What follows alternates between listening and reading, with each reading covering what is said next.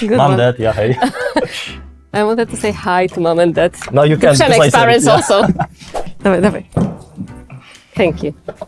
My name is Olga Cyganiak. I'm a senior producer at CD PROJEKT RED, currently working on Polaris. And I use my production powers to drag Przemek here with me. Hello, my name is Przemysław Sawicki. I'm a lead open world designer here at CDPR, currently working on Phantom Liberty. And the only reason I'm here is because of Olga. So this is some sort of a hostage situation. And I'm really curious how it's gonna play out. And this is AnsweRED. Okay. A long one. Well, this is a long one. What is your and your teammates' professional background? Have you always worked for the game industry? That's a good one. That's a good one. Do you want to start? No, it's for you. Like I studied film theory and then Japanese studies, and I did not always dream of working in the game dev. I came here after a long time working in the entertainment industry, but it turned out a very good decision. How did you start your adventure with games, Przemku? So that's kind of interesting because I've applied for an internship in CDPR. Back then we were the company was making Blood and Wine. And the open world department needed someone who's gonna write most of the on screens. So this is the text you can find in game, like all kind of letters and stuff like that. So I've been writing these in Polish, and also I've been writing the background characters. So all kind of small chats that appear above heads of NPCs when you just drive by them or click on them. So that was my job. And yeah, that was the internship. And then I slowly transitioned to designing and working on engine things. So I wanted to support my friends who were still working in the engine, and they taught me how to do this. And I've been working on the engine ever since. Yeah. Go for it. You wanted to answer my question? Yes. Go. The stages of creating an open world game is designing and implementing and testing and releasing. These are the stages for me. Yeah, that's nailed. You nailed it. Well, thank you. Yeah, actually, the process is I'd say similar to every other game, even not an open world game.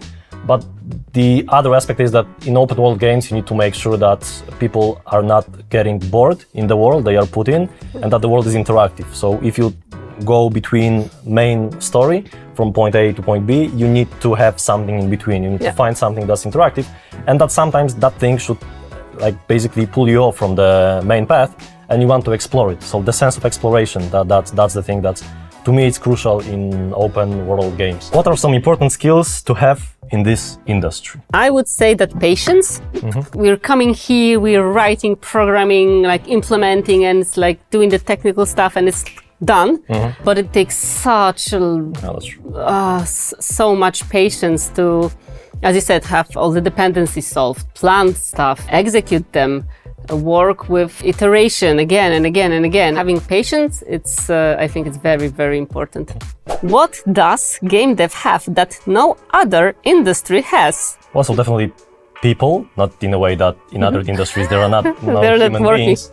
But yeah, I think that the overall passion in every single one of us, that you want to do this exact specific job. We said it's simply enjoyable, and yeah, you make games, and that's absolutely great. And usually you want to make games because you play games a lot.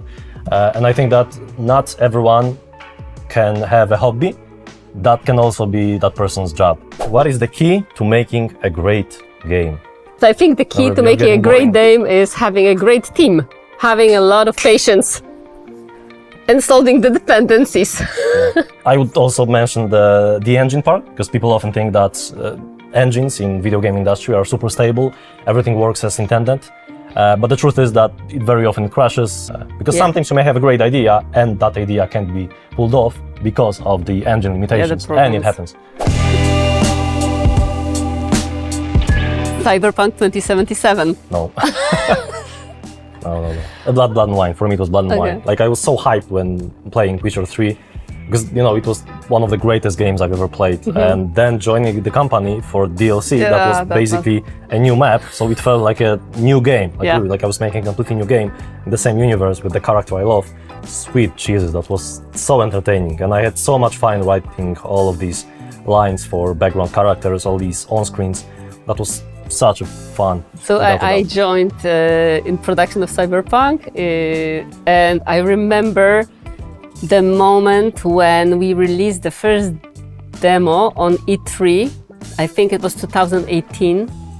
And that evening, that was, I was so hyped. I was on adrenaline high and I was running around the company, like shouting to people, like making, yes, we did it. Oh, it's awesome. That was the first thing I actually worked on really, really hard, and showing it to the world. That was so awesome. So for me, the things that are not marked on the map, and you simply discover. So the sense of discovery, the sense of exploration, that you really surprise yourself with the game. Yeah. And you want to play more and explore more, Yeah, right? definitely. Yeah. And sometimes you find those things and you think that, okay, I've outsmarted the designers, like they don't know it's here, you know? But obviously they know, right? And this sense of exploration and feeling that, okay, you are on something big and you discover something that other players may not have is absolutely fantastic. I really think that in order to make a great open world game, you need to spend like half of money for the game on things that may not be potentially seen. Yeah, and I would say that for me, it's the moment when I want to do the open world things, not to boost my stats, but just for the fun of playing exactly. it. That's the moment when I'm not thinking about, you know, having the experience high or whatever, but just it's fun to do it. True, agree. Oh God. Whip. Yeah, that's it. Yes, Boiling water. I don't think there's like a certain method I follow, that I read a book and then I come to work and I apply everything that's in the book. But like open world departments and people working in CDPR, they know we really are kind of close with each other. So we really have this bond inside the team.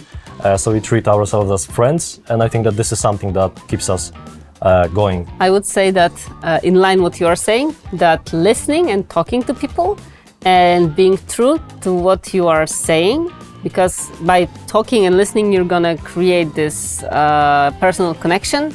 And when people know that you are true to yourself and they don't feel any dishonesty in your words, in your actions, they're gonna believe you. And if you're gonna tell them that it's gonna work and let's do it this way, then they're gonna follow, then they're gonna be motivated. How do you feel about pineapple on pizza? This is like an ongoing discussion in open world department, and there's only one answer.